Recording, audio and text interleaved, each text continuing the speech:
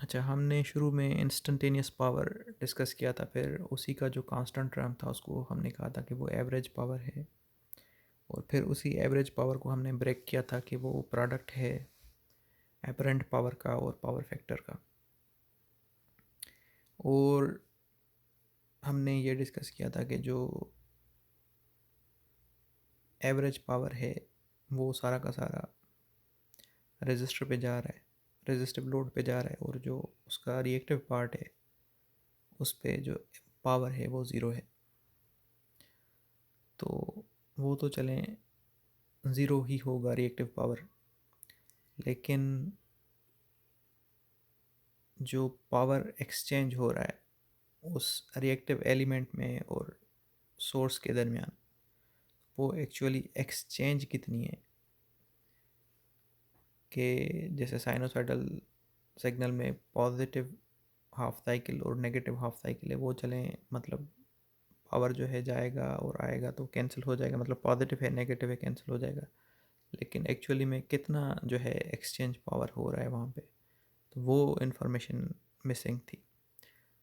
तो complex power मतलब एक ऐसी रिप्रेजेंटेशन है जो कि मतलब सारी हमें इंफॉर्मेशन देगी कि हमारा जो रिएक्टिव पावर है वो कितना है, या रेजिस्टिव पावर है वो कितना है, पावर फैक्टर कितना है, पावर फैक्टर लीडिंग है या लैगिंग है, वो हमें इंफॉर्मेशन मिलेगी। कॉम्प्लेक्स पावर से हमें ये भी इंफॉर्मेशन मिलेगी कि अपरेंट पावर कितना है या एवरेज पावर कितना है। तो मतलब एक जो कॉम्प्लेक्स पावर रिप्रेजेंटेशन है वो हमें हर किस्म की इंफॉर्मेशन प्रोवाइड कर रही है। तो ये जो है इस हिसाब से काफ़ी इम्पोर्टेंट है।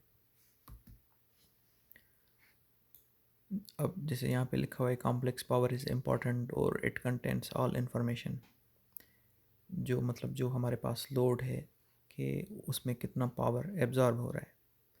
अब वो उसमें जो लोड है उसमें हम फिर दोनों रेजिस्टिव पावर भी कंसीडर करेंगे और रिएक्टिव पावर भी कंसीडर करेंगे कि रिएक्टिव पावर की जो है एक्सचेंज कितनी पावर, मतलब रिएक्टिव पावर जो है एक्सचेंज हो रही है।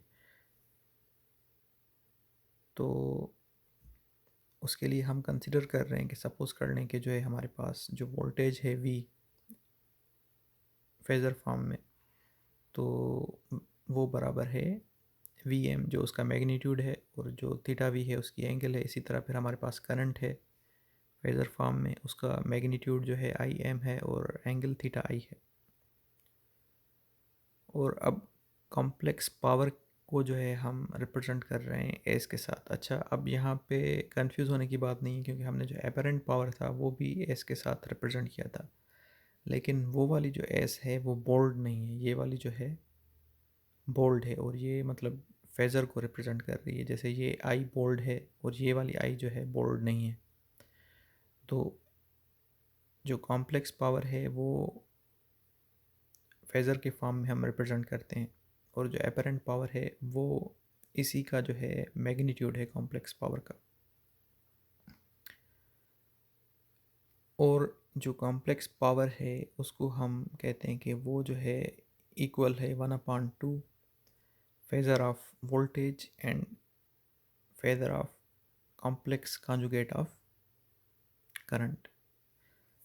तो अब इसमें से हमें सारी की सारी इंफॉर्मेशन मिल रही है। ये हमारा कॉम्प्लेक्स पावर है, इसमें से हमें सारी इंफॉर्मेशन मिलेगी कि रेजिस्टिव पावर कितना है, रिएक्टिव पावर कितना है, पावर फैक्टर कितना है, और पावर फैक्टर लैगिंग है लीडिंग है, एपरेंट पावर कितना है, एवरेज पावर कितना है। तो ये सारी इंफॉर्मेशन अब इसको हम आगे फर्दर जो है नेक्स्ट स्लाइड में डिस्कस करेंगे। तो इसमें से सारी इंफॉर्मेशन हमें मिलनी है, लेकिन इसका मतलब ये फार्मूला ये है, ये आपको इस तरह याद करना है। फिर आगे जो है इसमें से आपको मैं शो करूँगा कि ये सारी इन्फॉर्मेशन कैसे मिल रही है। अच्छा, अब पिछली स्लाइड पे जो हमने फार्मूला देखा है पावर का, कॉम्प्लेक्स पावर का, जो कि बराबर है 1/2 वी और जो है आई का कॉन्जुगेट। तो अब यहाँ पे जो P है वो भी जो है मतलब फेज़र फॉर्म में है, V भी फेज़र फॉर्म में है और I भी जो है फेज़र फॉर्म में। तो अब इस वोल्टेज और करंट को अगर हम RMS में शो करें तो RMS में हम क्या करते हैं कि जो हमारे पास वैल्यू होती है उसको हम √2 के साथ डिवाइड करते हैं, ठीक है। या जो हमारे पास VRMS फाइंड आउट करने के लिए हम VM जो होती है, मैग्नीट्यूड जो होती है, उसको जो है हम √2 के साथ डिवाइड करते हैं। फिर हमारे पास VRMS का मैग्नीट्यूड आ जाएगा। लेकिन अभी यहाँ पे ये हम VRMS फेज़र के फॉर्म में लिख रहे हैं, तो हम फेज़र वोल्टेज को ही जो है √2 के साथ डिवाइड कर रहे हैं। वो एक्चुअली में फिर हमारी VM डिवाइडेड बाय √2 है। यहाँ पे जो ये VRMS है वो VM डिवाइडेड बाय √2 है। तो अब ये यहाँ पे जो है VRMS फेज़र फॉर्म में है और ये जो VRMS है वो इस फेज़र वोल्टेज का जो है एम्पलीट्यूड है, मैग्नीट्यूड है या एम्पलीट्यूड है। तो इसी तरह करंट को भी जो है हमने RMS फॉर्म में रिप्रेजेंट किया है। तो अब इस V और I को हम रिप्लेस कर सकते हैं V RMS और I RMS के साथ। क्या करेंगे हम, जो 2 है हमारे पास उसको ब्रेक करेंगे √2 इंटू √2। तो √2 एक V के नीचे आ जाएगा, एक √2 जो है I के नीचे आ जाएगा। तो फिर हम V डिवाइडेड बाय √2 उसको जो है हम VRMS कहेंगे और I डिवाइडेड बाय √2 उसको जो है हम IRMS कहेंगे। लेकिन क्योंकि यहाँ पे I का कॉन्जुगेट है तो फिर हम IRMS का भी जो है कॉन्जुगेट कंसिडर करेंगे। तो हमारा कॉम्प्लेक्स पावर जो है जब VRMS में उसको हम रिप्रेजेंट करेंगे तो ये सिंपली यहाँ पे जो 1/2 है वो ख़त्म हो जाएगा। अच्छा, यहाँ पे मैंने P लिखा है, एक्चुअली में हम मतलब मैंने ये कहा था कि ये कॉम्प्लेक्स पावर है, तो एक्चुअली में हम जो यहाँ पे रिप्रेजेंट कर रहे हैं कॉम्प्लेक्स पावर को वो S के साथ कर रहे हैं। तो फिर हम जो है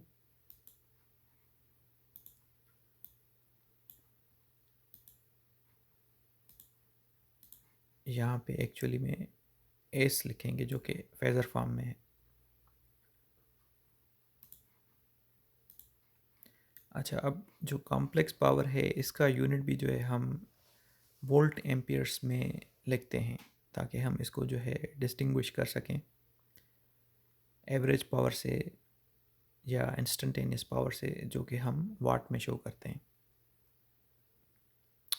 और इसकी डेफिनेशन यही है कि complex power is the product of RMS voltage phasor, ये RMS voltage phasor and complex conjugate of the RMS current phasor, complex conjugate of the RMS current phasor. और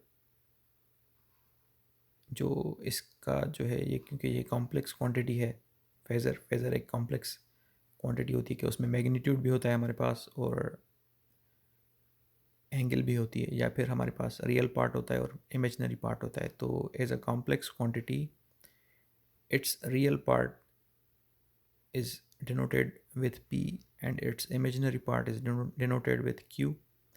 और जो P है वो एक्चुअली में हमारे पास रियल या जिसको हम एवरेज पावर कहें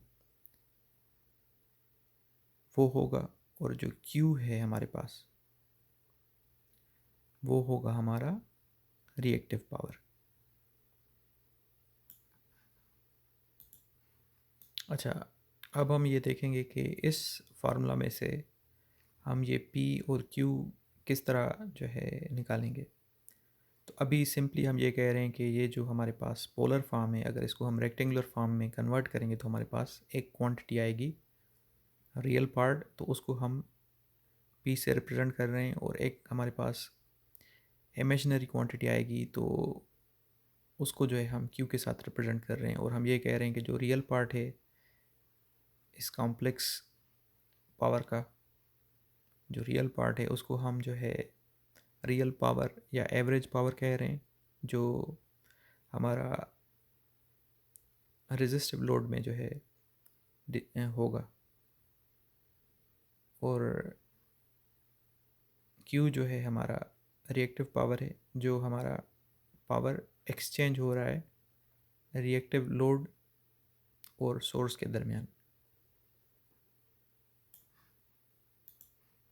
तो अब आगे बढ़ते हैं। तो हम क्या करेंगे, अब इस VRMS फेज़र को और IRMS फेज़र को जो है अगर हम मैग्नीट्यूड और एंगल के फॉर्म में लिखें तो क्या हो जाएगा हमारे पास, VRMS एंगल थीटा वी और IRMS उसका जो है मैग्नीट्यूड और एंगल थीटा आई। अच्छा, अब क्योंकि यहाँ पे कांजुगेट है तो जो IRMS की जो एंगल होगी इस कांजुगेट की वजह से माइनस थीटा आई बनेगी। तो अब हमारे पास जो कॉम्प्लेक्स पावर है उसको हमने मैग्नीट्यूड और एंगल के फॉर्म में या पोलर फॉर्म में हमने यहाँ पे रिप्रेजेंट किया है। और अब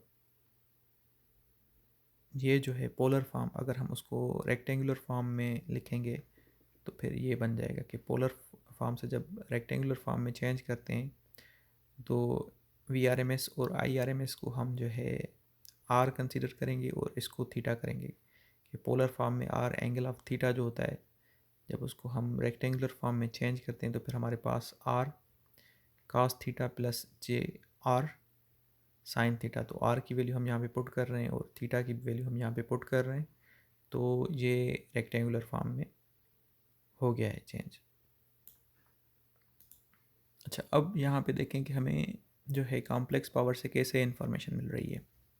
अच्छा, अब यहाँ पे अगर VRMS और IRMS को देखें तो वो हमारे पास एपरेंट पावर है।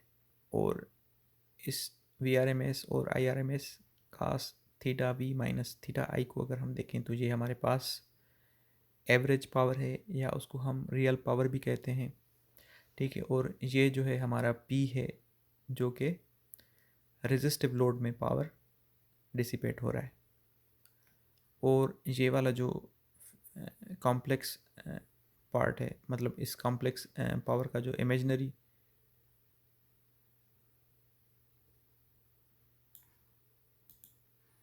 पार्ट है तो वो इमेजिनरी पार्ट जो है हमारा रिएक्टिव पावर को शो कर रहा है यहाँ पे। और यहाँ पे cos theta V minus theta I जो है यहाँ पे पावर फैक्टर को रिप्रेजेंट कर रही है। और theta V minus theta I जो है ये पावर फैक्टर की एंगल है। तो यहाँ पे देखिए मतलब कॉम्प्लेक्स पावर में सारी इन्फॉर्मेशन हमें यहाँ पे मिल रही है। अच्छा, ये भी हमें पता चल जाएगा कि जो है पावर फैक्टर लीडिंग है या लैगिंग है वो इस एंगल से पता चल जाएगा कि अगर हमारे पास एंगल जो है नेगेटिव है तो हमारे पास पावर फैक्टर लीडिंग होगा। अगर एंगल हमारे पास पॉजिटिव है तो जो पावर फैक्टर होगा वो लैगिंग होगा। और अगर एंगल ज़ीरो है तो पावर फैक्टर जो है हमारा यूनिटी होगा।